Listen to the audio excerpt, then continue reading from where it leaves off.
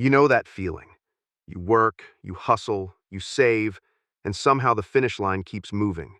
Not by a little, by a lot, by enough that after a while you stop calling it a problem and start calling it your fault.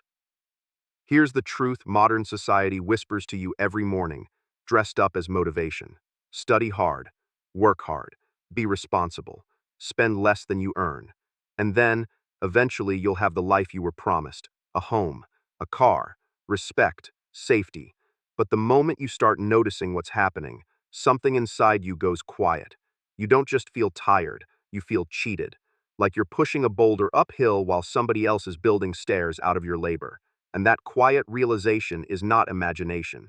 It's math, it's incentives. It's a structural shift that turns the old middle-class ladder into a mirage, and it does it so slowly that most people only feel it as stress, anxiety, or burnout instead of injustice. Welcome to the Hidden Self, where we talk about what people hide from themselves because the alternative is unbearable. In this video, I'm going to show you why the return on assets keeps beating the return on labor, why the middle class doesn't just decline but dissolves, and why a system can survive for decades even when it quietly destroys the people it claims to serve. You've seen the surface story. Politicians talk about opportunity, employers talk about performance, finance gurus talk about discipline, parents talk about sacrifice, and you nod along because it sounds moral. But underneath all of that is a much uglier mechanism.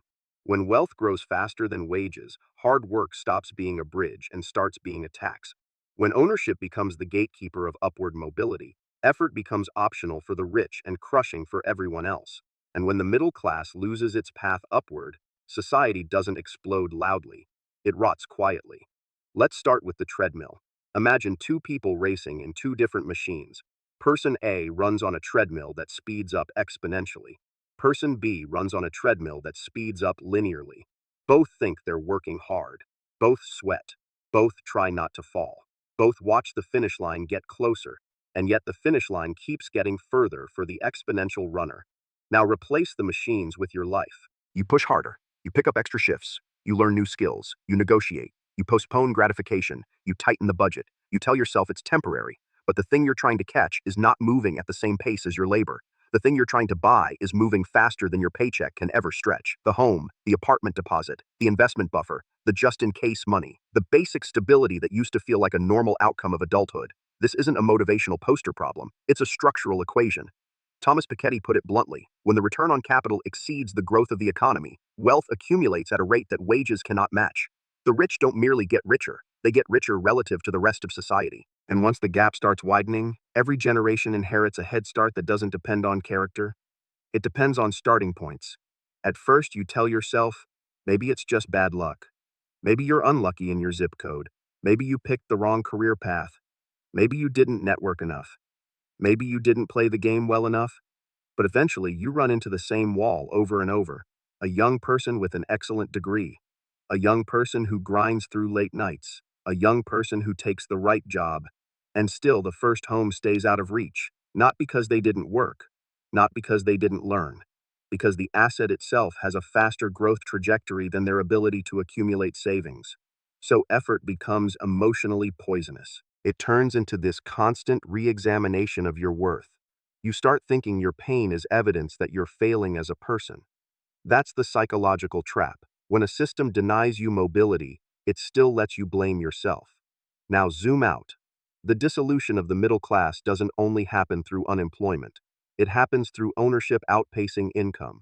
A person can remain employed and still lose the ability to move into stability. You can keep a job and still be locked outside the gates of asset ownership. That's why the decline feels different now.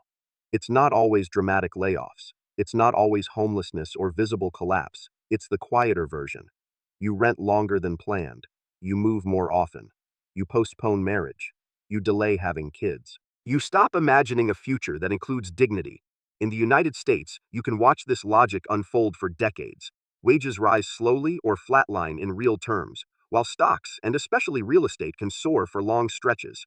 People may have jobs, they may have benefits, they may have a college degree, but job stability is not asset stability. A stable paycheck doesn't protect you when asset prices surge beyond what your savings can catch. And because housing is not just a commodity but a major form of wealth in many societies, once housing becomes unreachable, the middle class loses its main engine of intergenerational continuity. So what replaces it? Inheritance, not work ethic, not merit. Inheritance. That's where the system becomes emotionally insulting. Imagine being told your entire childhood that adulthood is earned. Then adulthood arrives and you discover that your future is decided by who you were born near. Not your talent, not your discipline, your family's balance sheet. Now take that mechanism and intensify it. In South Korea, the contradiction is almost painful to watch. It's a country with world-class education, high productivity, strong work culture, and a labor force that is genuinely skilled. People are not lazy there. They're not unserious. They are deeply committed. But the asset side, especially real estate, moves like a predator. You can be highly qualified and still be priced out. A young family can work hard, earn steady incomes, and still not reach the capital needed for the first purchase. When that happens repeatedly across a generation, the middle class doesn't collapse because people lost skills. It collapses because the rules of ownership changed and nobody rewrote them for the people inside the race. The psychological consequence of that shift is not just financial, it's identity, it's meaning. Because if your culture teaches you that effort translates into status, then when effort fails to buy security, your mind tries to reconcile the contradiction. You can't easily admit the latter is gone, so your mind does what minds always do. It internalizes failure. It calls the mismatch your inadequacy, or it calls it a bad economy, as if the mechanism were temporary rather than structural, and then your future shrinks. I want you to notice something you might have accepted without realizing it. You might not be choosing to postpone the milestones of adulthood. You might be adapting to a world where the milestones are now designed for people who already own. That brings us to the next uncomfortable layer. The real axis of inequality is not just income, it's ownership. When wealth is tied to starting points rather than effort, society splits into two functions. There are people whose assets grow without their labor, sometimes with minimal involvement, and there are people whose labor can't keep up with asset growth no matter how hard they work. If you think this is just different outcomes, you miss the psychological horror. Binka misses. You know, so you think in the second hour in the hand. And she'd also intrigue house. New to sing thing this is Fronex. No salmon with some that. They them music free. It's set one per family. It's set in for the sheep and I'm at meeting. The meal and highness. In true is singing the parcel. When he knocks to this time, you don't them crying does not train. You not channel and put some to arch in can. In you the pleasant only kilometers. Parents become anxious not because they're broke, but because they can see the math and it doesn't care about love or sacrifice. And then young people start learning a painful lesson early. They learn that the game may have ended before they even step into it. In psychology, this is called learned helplessness, but you don't have to label it. You just have to recognize the feeling. When hope becomes irrational, the mind protects itself by shutting down desire. So you might still be functional, you might still work, you might still pay bills, but internally something important has folded. You're not just tired, you're disillusioned. Now let's pull on the hidden thread even further. Why are asset returns so dominant in the first place? You were taught a simplistic story. Assets increase because the economy grows, because productivity improves, because markets reflect value. Sometimes that's true, but often the bigger driver is financialization and policy responses to crisis. When economies shake, governments and central banks respond by pumping liquidity. They call it stabilization, they call it stimulus, they call it quantitative easing. The phrase might sound technical, but the effect is human. New money enters the financial system first, not your bank account. It enters the places closest to the pipeline: banks, investment funds, large corporations. Those institutions can access cheap capital quickly. They can buy existing assets when prices are already starting to rise, and they can use leverage to amplify gains. Then, later, when some of that money reaches wages and consumer spending, prices have already adjusted upward. By the time you feel the inflation, asset owners have already benefited. This is an uneven transmission mechanism. It creates a sequence. Those who arrive first receive the benefits. Those who arrive later absorb the losses. Think of it like a flood. First, the water rises in the upper floors of the building. The people there grab supplies, store them, and expand into the water. Then later, the water reaches the lower floors. By then, the supplies are gone and the cost has risen. This doesn't feel like theft if you only watch headlines. But watch the lived experience and you see it as expropriation. Asset prices rise not only because they are better investments, but because the money environment changes. Currency loses value.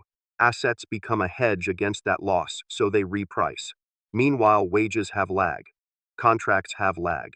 Bargaining power has lag. Skills are not instantly monetized, so labor falls behind monetary effects. The result is a transfer of wealth from people who hold cash to people who hold assets.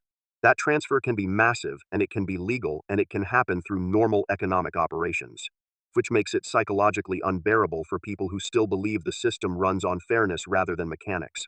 You don't see a villain with a mask. You see charts, you see interest rates, you see market conditions. So your mind can't easily call it violence. It calls it uncertainty. It calls it the cycle. But ask yourself, how many times does uncertainty hit the same group? How many times do the losses land on the same kinds of people while the gains concentrate where ownership already exists? This brings me to the moral injury at the heart of burnout today. Most people think their exhaustion comes from overwork. Sometimes it does, but often it comes from a deeper contradiction. You're doing everything you were taught to do, and the results still don't justify the effort. That creates a cognitive dissonance that never resolves. Your mind cannot make the story consistent, so it keeps spinning. You work harder, you earn more, you save more, and the asset you need still moves beyond your reach. You then either blame yourself or start resenting the future. Resentment is not always loud. It can look like numbness, sarcasm, doom scrolling, or addictive distraction. It can look like nothing matters. It can look like I'm just tired, but underneath, it might be the same raw truth. You were promised upward mobility, and you got an ownership barrier instead. Now we escalate one more step, because there's another lie people tell themselves, and it's more dangerous than economic ignorance. People assume the middle class dissolves because some people failed. They imagine talent deserts, they imagine laziness, they imagine bad choices. But the structure doesn't require individual failure. The structure requires only time, math, and unequal access. When wealth grows faster than income, and when asset ownership is the main path to long-term stability, a society naturally produces polarization. That polarization doesn't stay at the extremes only. It crushes the middle first, because the middle relies on momentum. It expects that if it works hard today, it will be in a better position tomorrow. But when capital beats labor, the middle loses momentum. So you get something like an hourglass. At one end, you have the super rich. They own capital, they own technology, they own platforms, they operate across borders and time zones. Their wealth is resilient, diversified, and sometimes protected by structures you will never touch. At the other end, you have precarious labor, people who survive on jobs that can be cut, people whose hours depend on market demand and algorithmic scheduling, people who don't have savings big enough to absorb shocks, people without the luxury of patience. Between those ends, you have professionals who used to be the stabilizers, managers, mid-level professionals, civil servants, experts without ownership. They aren't always poor, but they are squeezed. Technology can devalue their skills faster than they can upgrade. Asset prices can destroy the stability they expected to buy with years of work. The middle gets ground down because it doesn't have the protective mechanism that assets provide. It doesn't have the leverage. And when the middle can't move upward, society loses its engine of reconciliation. In the 20th century, there was a different social geometry. More people could imagine rising. There were fewer permanent gates. You could start with little and still become secure. The system felt like a ladder, even if it wasn't perfectly fair. In the 21st century, the geometry shifts toward a closed distribution. Children inherit advantages. Disadvantages persist. Mobility slows down until it stops being a belief and becomes an exception. That's not just economics. That's identity and meaning. When people feel that moving up is impossible, they either attempt to escape through rage or attempt to escape through withdrawal. You see it as social fragmentation. You see it as extreme online cynicism. You see it as young people opting out of marriage, opting out of conventional career scripts, opting out of making it. Some of them turn to performative rebellion. Some collapse into isolation. Some numb out. In psychology, when hope dies, it doesn't quietly die. It transforms into something else. And that transformation is where you should pay attention, because it tells you how the system wins without needing to imprison anyone. The system doesn't need chains if it can capture minds. So why does this system exist at all? Why doesn't everyone revolt? Why doesn't the middle class simply shut off labor? Because the system needs fuel. It needs millions of workers who will keep showing up. It needs people who will take loans, buy homes, and keep consumption flowing. It needs the middle to believe it can still reach the top, at least enough to keep participating in the consumption cycle that keeps the corporate machine profitable. Even education and culture become part of the mechanism. Schools train discipline, compliance, and employability. They teach you how to be hireable. They rarely teach you how capital works in the way that ownership does. They teach you to trade time for wages, not to turn labor into assets. They don't teach you how the game changes when return on capital outruns return on labor. They don't teach you how debt cycles can trap people. They don't teach you how liquidity, interest rates, and taxation shape outcomes. Because if they taught you clearly, a lot of people would stop volunteering. So you end up with a treadmill that accelerates while the narrative tells you you're supposed to enjoy running. And now the harsh part. You cannot simply fix the system by becoming personally virtuous. You can't outmoral a mechanism that operates through pricing, policy, and leverage.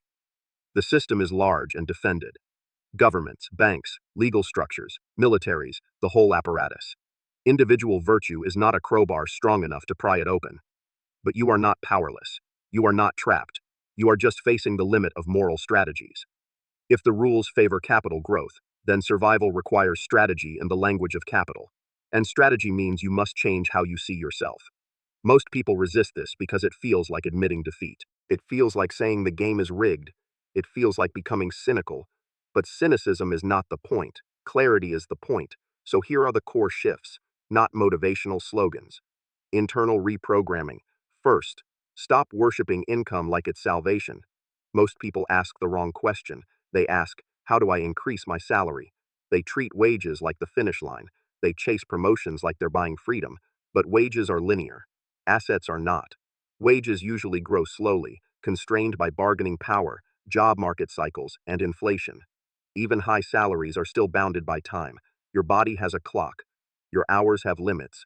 Your leverage is your reputation and your skill set, which can be replaced or automated. Assets can grow through compounding, through monetary policy, through scarcity, through leverage, through market cycles.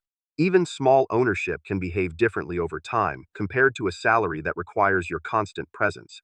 So the hidden self is this. You might be addicted to income not because you need it, but because income is emotionally comforting. Income feels controllable. It's predictable. It's something you can work for directly. It rewards effort. Ownership is less emotionally comforting because ownership requires patience, learning, and sometimes wading through the discomfort of being misunderstood or judged. Your income addiction keeps you in the role of a worker. Your asset addiction starts turning you into a participant in the game of capital. This doesn't mean you suddenly buy a mansion. It means you stop treating ownership like a fantasy reserved for other people's bloodlines. It means you learn how to acquire even small pieces of an asset ecosystem, a portion of a diversified investment, a small stake in productive ownership, a piece of property only if it makes sense, a stake in something that can appreciate with time and compounding forces. The goal isn't working more. The goal is owning more. And yes, that can include building assets that grow while you sleep, because that is what wealth does when it is not managed by someone with your constraints. Second, learn the language of money instead of acting impressed by it. If you don't understand how money loses value, how inflation changes purchasing power, how interest rates and taxation influence returns, then you're playing a game while someone else reads the